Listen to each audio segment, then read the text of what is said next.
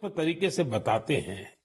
देश के अलग अलग हिस्सों में भी आपको ऐसे कई असाधारण लोग मिल जाएंगे जो सांस्कृतिक विरासत के संरक्षण के लिए आगे आए हैं।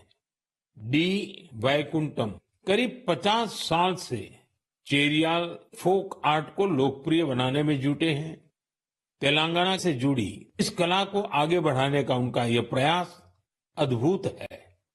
चेरियाल पेंटिंग्स को तैयार करने की प्रक्रिया बहुत ही यूनिक है। यह एक स्क्रोल के स्वरूप में कहानियों को सामने लाती है। इसमें हमारी हिस्ट्री और माइथोलॉजी की पूरी झलक मिलती है। छत्तीसगढ़ में नारायणपुर के बुटलू राम माथरा जी अबुझ माड़िया जनजाति की लोक कला को संरक्षित करने में जुटे हुए हैं।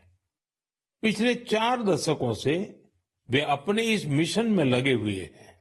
उनकी ये कला बेटी बचाओ, बेटी पढ़ाओ और स्वच्छ भारत जैसे अभियान से लोगों को जोड़ने में भी बहुत कारगर रही है। साथियों, अभी हम बात कर रहे थे कैसे कश्मीर की वादियों से लेकर छत्तीसगढ़ के जंगलों तक हमारी कला और संस्कृति नए नए रंग बिखेर रही है।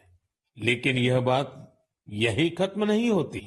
हमारी इन कलाओं की खुशबू दूर दूर तक फैल रही है। दुनिया के अलग अलग देशों में लोग भारतीय कला और संस्कृति से मंत्र मुग्ध हो रहे हैं। जब मैं आपको उधमपुर में गुंती सारंगी की बात बता रहा था, तब मुझे याद आया कि कैसे हजारों मील दूर रूस के शहर याकुत्स्क में भी भारतीय कला की मधुर धुन गूंज रही है। कल्पना कीजिए, सर्दी का एक आध दिन, -65 डिग्री तापमान, चारों तरफ बर्फ की सफेद चादर और वहां एक थिएटर में दर्शक मंत्र मुग्ध होकर देख रहे हैं कालिदास की अभिज्ञान शाकुंतलम। क्या आप सोच सकते हैं, दुनिया के सबसे ठंडे शहर याकुत्स्क में भारतीय साहित्य की गर्मजोशी? ये कल्पना नहीं, सच है। हम सबको गर्व और आनंद से भर देने वाला सच। साथियों, कुछ हफ्ते पहले मैं लाओस भी गया था। वो नवरात्रि का समय था और वहां मैंने कुछ अद्भुत देखा। स्थानीय कलाकार फलक फलम प्रस्तुत कर रहे थे, लाओस की रामायण। उनकी आंखों में वही भक्ति, उनके स्वर में वही समर्पण जो रामायण के प्रति हमारे मन में है। इसी तरह कुवैत में श्री अब्दुल्ला अल बारून ने रामायण और महाभारत का अरबी में अनुवाद किया है। ये कार्य मात्र अनुवाद नहीं, बल्कि 2 महान संस्कृतियों के बीच एक सेतु है। उनका यह प्रयास अरब जगत में भारतीय साहित्य की नई समझ विकसित कर रहा है। पेरू से एक और प्रेरक उदाहरण है, एर्लिंदा गार्सिया। वहां के युवाओं को भारत नाट्यम सिखा रही है और मारिया वाल्देस ओडिसी नृत्य का प्रशिक्षण दे रही है।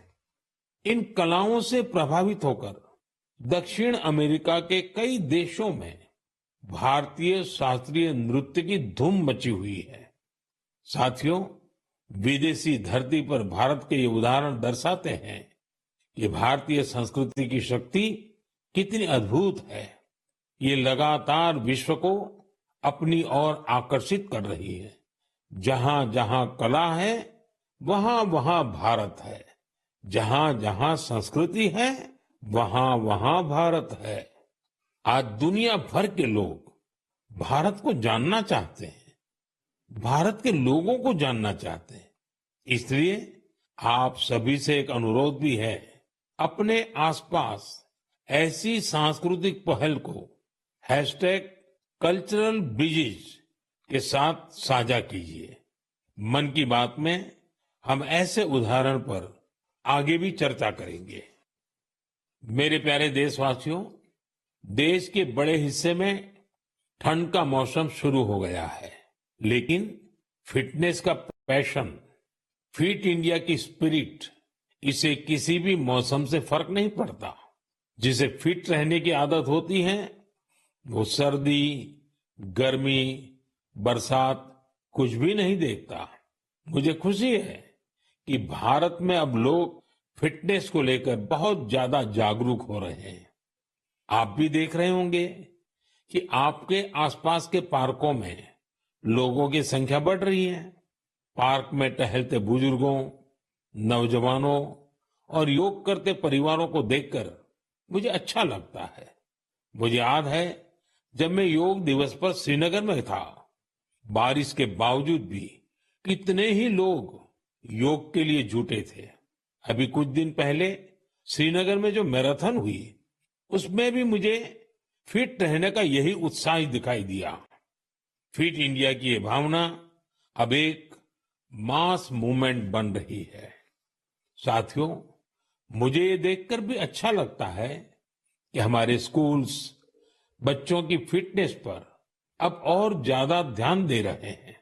फिट इंडिया स्कूल अवर्स भी एक अनोखी पहल है। स्कूल्स अपने फर्स्ट पीरियड का इस्तेमाल अलग अलग फिटनेस एक्टिविटीज के लिए कर रहे हैं। कितने ही स्कूलों में किसी दिन बच्चों को योग करवाया जाता है, कभी किसी दिन एरोबिक्स के सेशन होते हैं, तो एक दिन स्पोर्ट्स स्किल पर काम किया जाता है। किसी दिन खो खो और कबड्डी जैसे पारंपरिक खेल खिलाए जा रहे हैं और इसका असर भी बहुत शानदार है।